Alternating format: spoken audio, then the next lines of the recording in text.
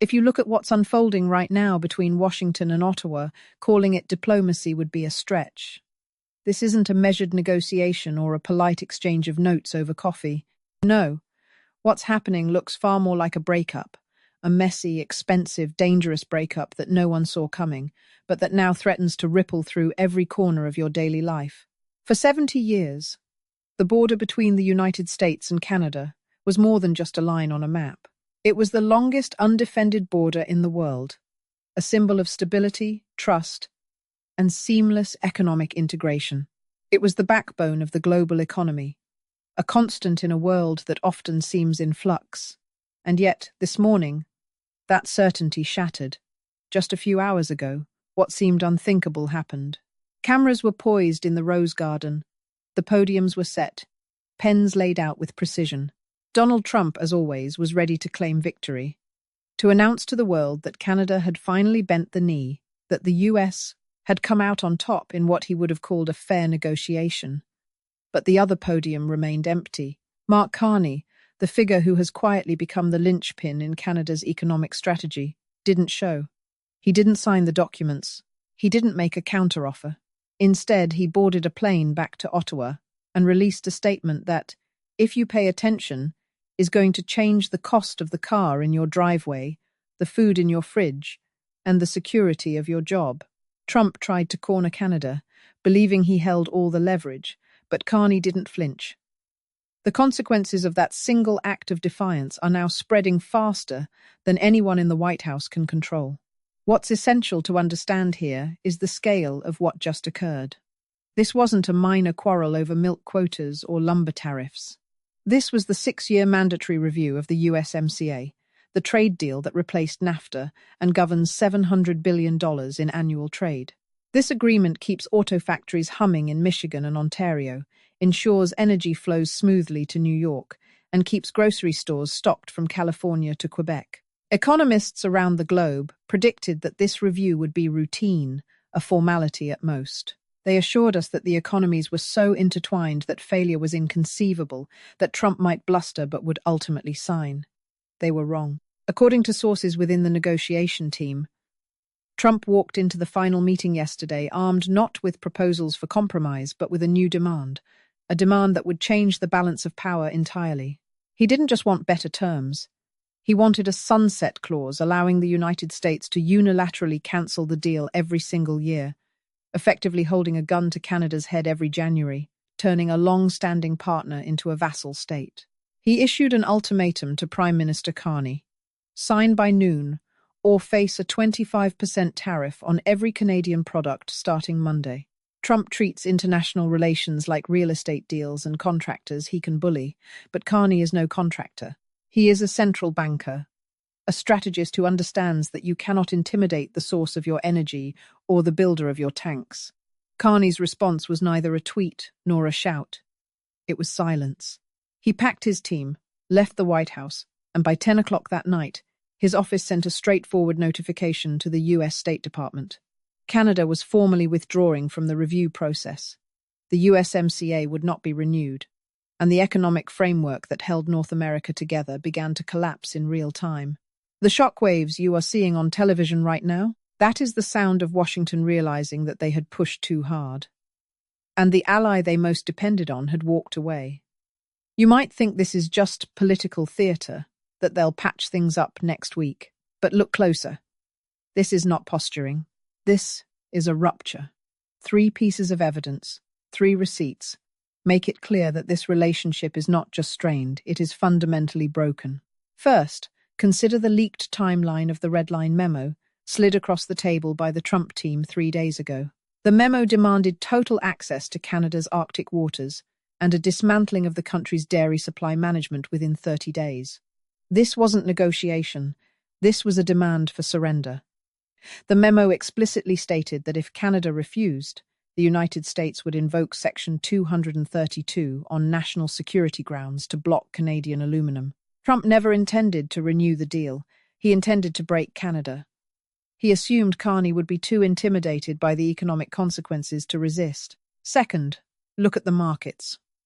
Normally, when trade tensions flare, the Canadian dollar falls and investors flee to the safety of the US dollar. That didn't happen. In fact, the Canadian dollar ticked up, a clear signal that global investors are betting against Trump. They recognize Carney's move as strength, aware that Canada has spent the past 2 years securing critical mineral deals with Germany, Japan, and South Korea. The message is clear. Canada has options, and the United States is increasingly unstable.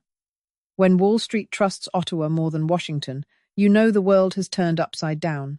Third, and perhaps most dangerous, are the ports. Reports from the Ambassador Bridge between Detroit and Windsor, the busiest trade crossing in North America, show trucks stopped, with U.S. customs agents instructed to inspect every single cargo shipment.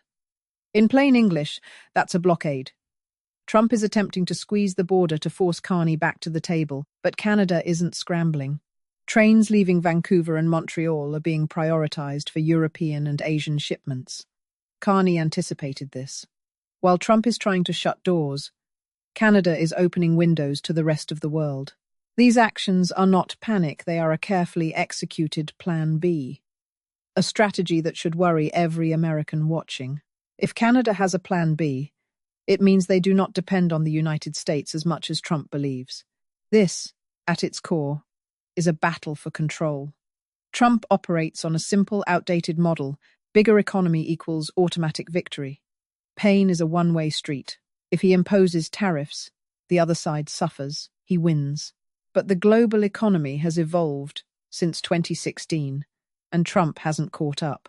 He misunderstands the complexity of supply chains, particularly in the auto industry, where a single car part crosses the US-Canada border 7 times before a car is finished. Tariff or delay apart, and assembly lines in Ohio, Tennessee, and Kentucky grind to a halt.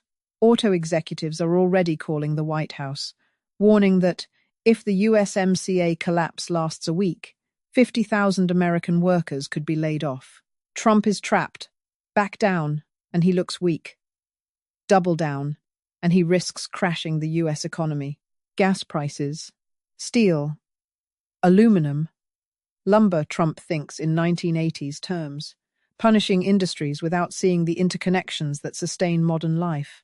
Meanwhile, Carney sits across from him like a seasoned chess player, calculating every move, anticipating every trap. Unlike Trudeau, Carney doesn't seek applause or make emotional speeches. He knows that scarcity creates power, and Canada controls uranium, potash, fresh water, rare earth metals. The world needs them. By walking away, Carney is sending a message. Canada is open for business, but the cost of ignoring us just went up.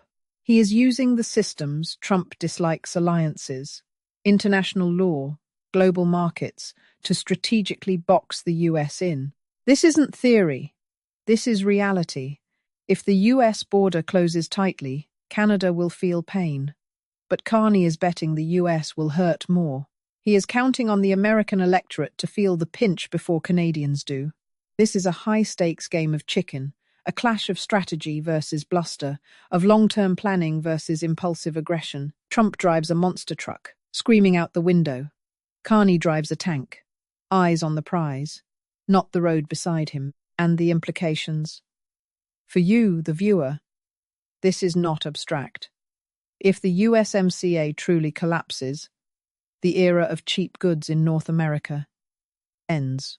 Fertilizer, housing materials, tech components, all will spike in price. This isn't just numbers on a spreadsheet.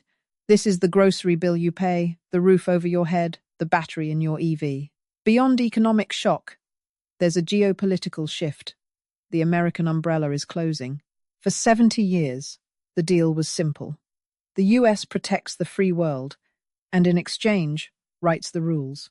By humiliating Canada, Trump signals that the US is no longer a reliable protector, leaving allies questioning whether America can be trusted at all. Carney sees this, and he's preparing Canada for a world where the US is an island. North America is fracturing, 2 pieces splitting apart, one isolated and unpredictable, the other quiet, resource-rich, seeking new friends, and you, the viewer, are caught in the middle. There was a moment today that captured it perfectly.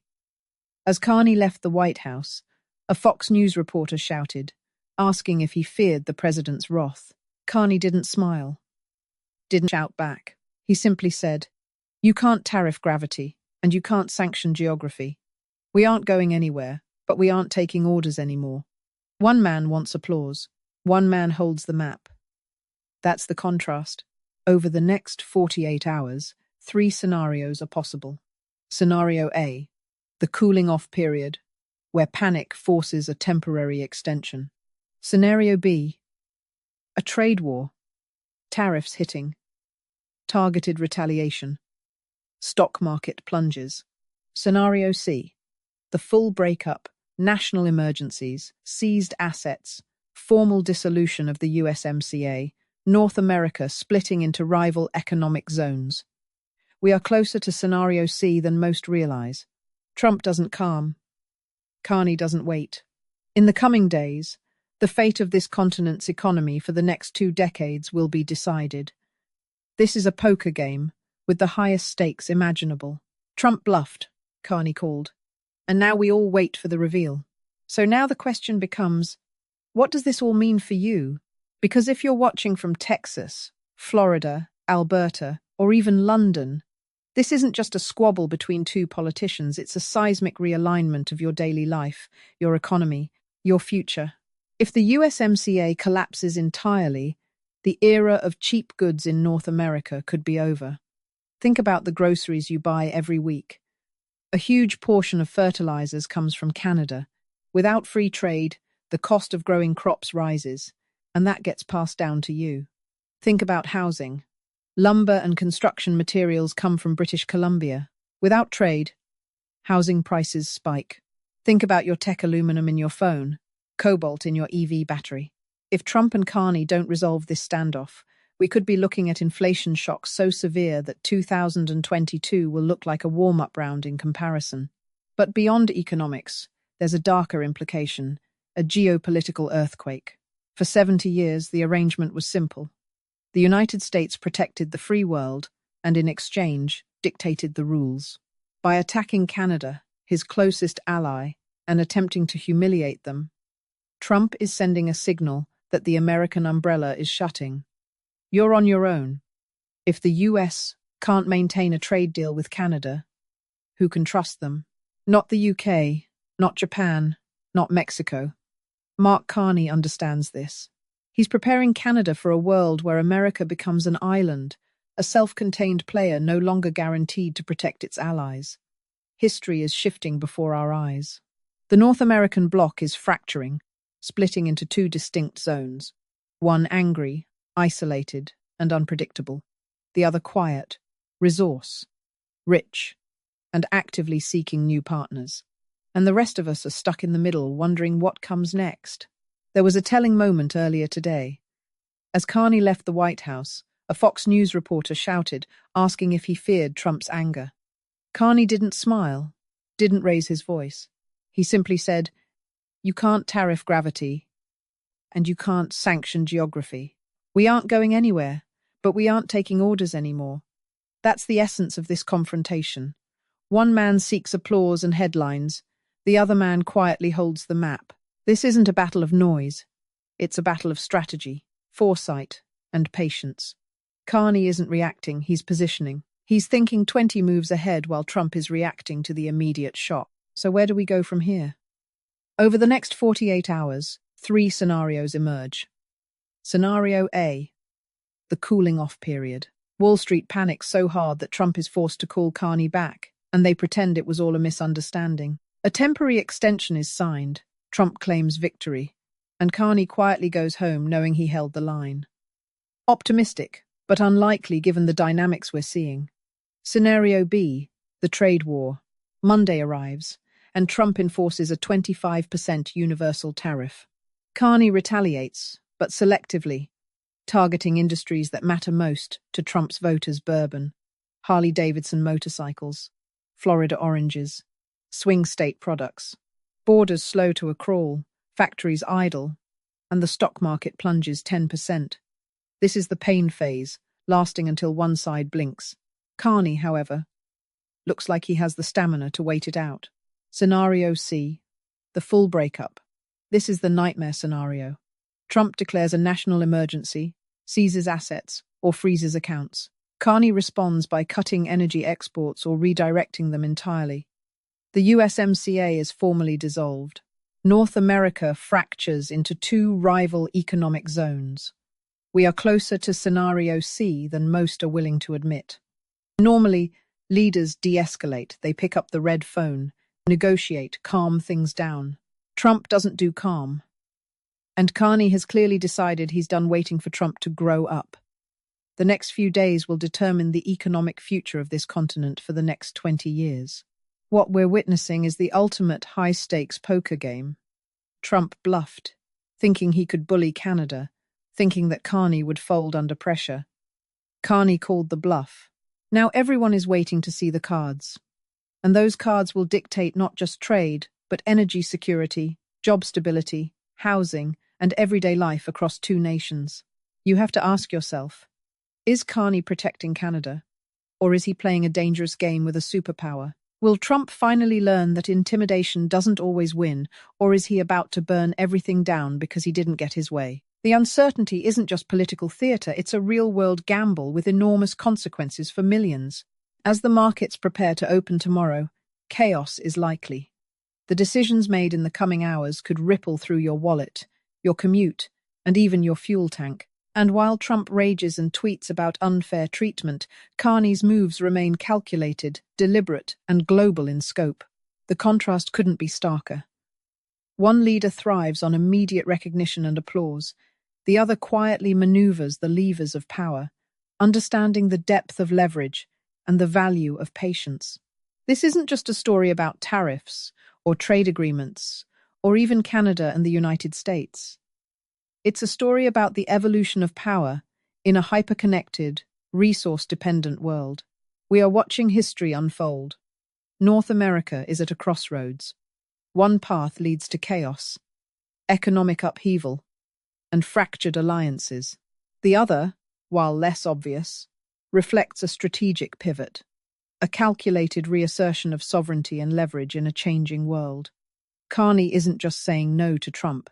He's telling the world that Canada has options, that global markets matter more than unilateral threats, and that in a new era of scarcity and strategic resources, leverage is not about shouting, it's about knowing your position and protecting your future. So stay alert. Watch what unfolds over the next few days. Understand that the decisions made in the White House and Ottawa are not just political maneuvers, they are shaping the prices you pay, the jobs you hold, the energy you rely on, and the future of international alliances. This isn't just news. This is a realignment of power, an economic wake-up call, and a glimpse at how the world responds when one country attempts to bully another into submission. Carney has called Trump's bluff. Now, it's the world's turn to respond. History is moving fast. Don't get left behind.